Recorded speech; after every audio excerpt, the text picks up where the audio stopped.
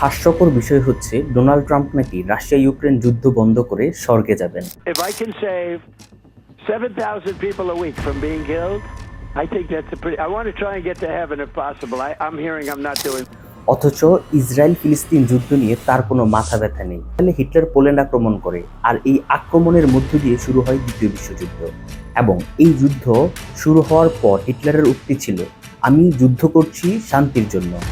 2014 সালে রাশিয়ার পুতিন ইউক্রেনের ক্রিমিয়া দখল করে ঠিক একই ধরনের ডায়লগ দেয়, আমরা শান্তি চাই, আর এই শান্তির জন্যই ক্রিমিয়া দখল করে নিচ্ছি।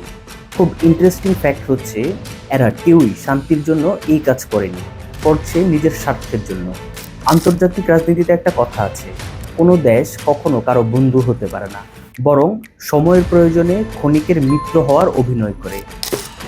ব্যাপারগুলো আপনার কাছে আরো ক্লিয়ার হবে যখন দেখবেন যুক্তরাষ্ট্রের জাতশত্রু রাশিয়ার সাথে বৈঠক করছে।